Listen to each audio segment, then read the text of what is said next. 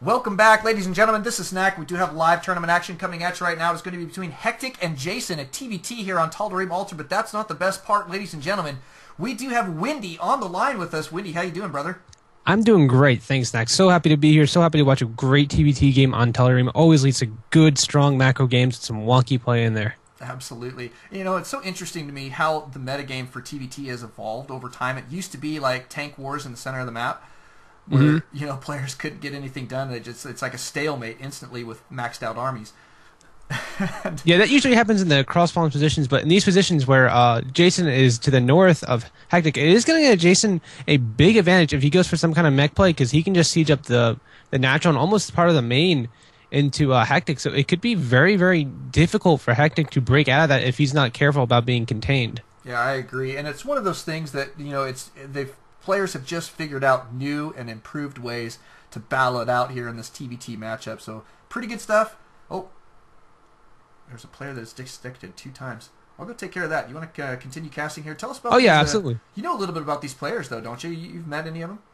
I believe I've seen Jason play before, and I think I saw David play once or twice. Never actually met them, but I know they're both really, really strong Terran players, very aggressive Terran players from what I've seen in previous games. And that's what I kind of like about kind of unknown master players. And I use the term unknown loosely, of course, but they're not afraid to take risks. They have less at stake than, let's say, like a pro player would have, where he would play very conservatively and out to win game, like almost like an Idra-esque style, who, you know, don't get me wrong, Idra's one of the most phenomenal players out there, and he is a Zerg player. But he has a very, very stereotypical, I'm going to play a macro game, I'm going to play to win, and I'm going to go for the long game where I am strongest. And that's fine. That is a totally viable strategy that works out for him most of the time.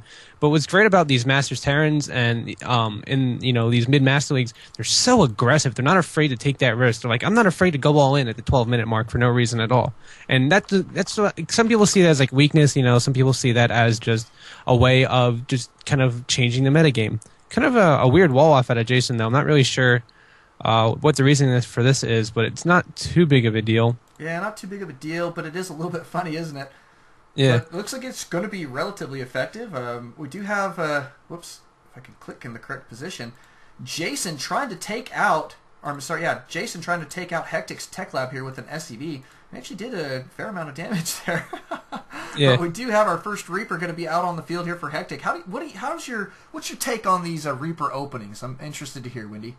It's interesting because the Reaper Expand was so popular back in 2010. It was like summer 2010. The Reaper Expand was pretty much a lot of what Terran players did in all matchups. It's so great. You can pick off a couple SCVs, maybe Marines and Zerglings, because you could kite pretty well with the Reaper. And then it kind of got nerfed, because the Reaper Bunker Rush, that got nerfed a long time ago.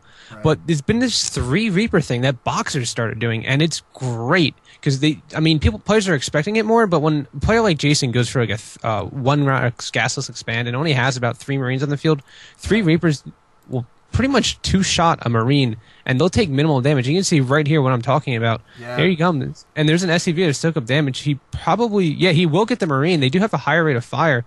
He gets the SCV building the bunker. He will delay the command center. And this is what's so great about Reapers, is that they can just cause a lot of indirect damage by picking off SCVs. 4 kills like that is so cost effective for him at this point. And here comes Reaper number 2. He's going to be in great shape here moving forward. Yeah, 3rd one coming up, and this is what he needed to do. His command center is actually getting ahead, not ahead, but slightly catching up to what Jason has thrown down, and he does have a tech advantage because he does have a tech lab, so he could be starting Stim right now. It's a great idea. Yeah, and I think the best indication to know that a Reaper is coming is that instead of like a Marauder opening, is you don't see that tech lab starting right away as soon as it goes down, because usually that's an indication concussive shells the gun down, and then that the Marauder is going to be coming out. So usually when you see your tech down come down, it automatically assume Reapers. Spread out your units a little bit in your main into vulnerable locations, like this little patch in the background of this low ground, valley in your main that leads to your 3rd. Because that's a great spot for Reapers to hop in and out. They can just hang out in there pretty much all day. And I've seen players put 3 Reapers in there, their opponent forget about it, and those 3 Reapers pop in like the mid-game, like when there's an engagement, and they just destroy the worker line. Yeah, that's so funny. And I think Reapers are an underused unit in all matchups and all times of the game. Yes, they take a long time to build, and they take a lot of gas. But could you imagine if a player were to take out, go with that 7 to 10 Reapers and at the 20-minute mark for whatever reason, and just start picking off expansions because of they're gonna have the upgrades, so their building damage is gonna be increased further. Yeah, they pick off buildings really quick. And look at the main. Look at this. Look at all the SCVs going down. Yeah, I mean, it's so cost effective. I think you're absolutely right. This guy's got 8 kills. I mean, he can. There's 12 lurkers have gone down, by the way. 12. Yeah, 12. It's a ridiculous amount. He's been extremely cost effective with these units. He's just now securing his expansion. It's not far behind Jason, and he appears to be in phenomenal shape right now. He's got 3 racks out, 2 of them with reactors, and I mean his unit production is in great shape. I mean, looking at the economy tab too, Hectic's way ahead on the SCV count, 31 to 19. I mean, he's really beefing up his economy, and the kills that he's gotten at that mineral line have really started to show here. Oh yeah, it's huge. Now, my question for you is, what do you think Jason can do to come back from this? He's obviously at a worker deficit.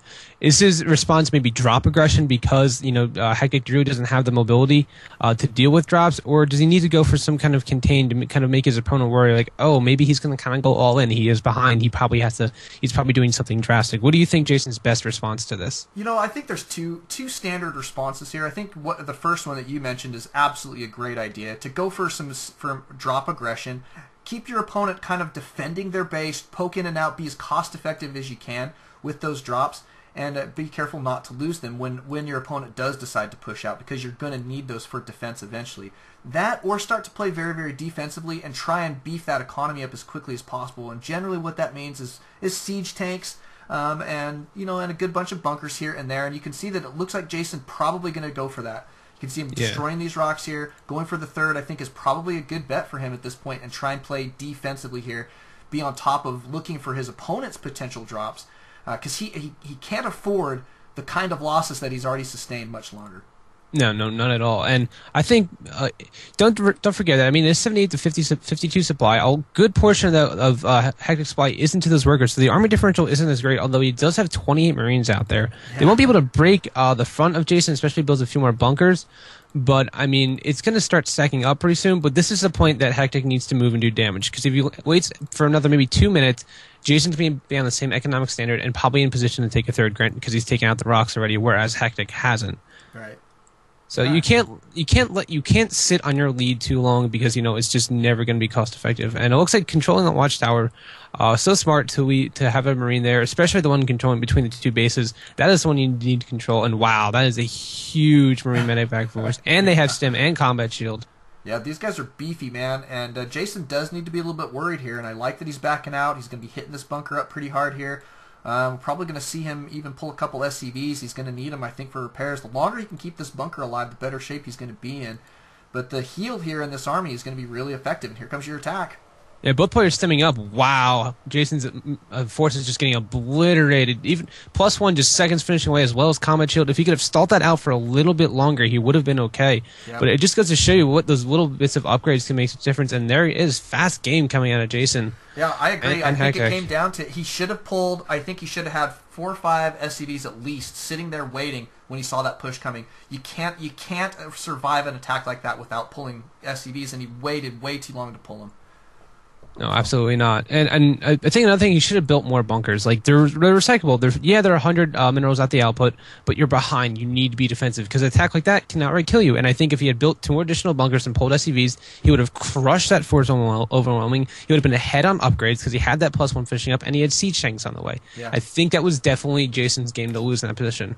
Yeah, I agree, and it's a tough thing to see that go down. But I mean, congratulations to Hectic, and thanks so much to Jason for coming out and playing tonight. We hope to see him in upcoming tournaments, but hopefully we'll see a little bit more out of Hectic this evening. I would be interested to see how that's going to go.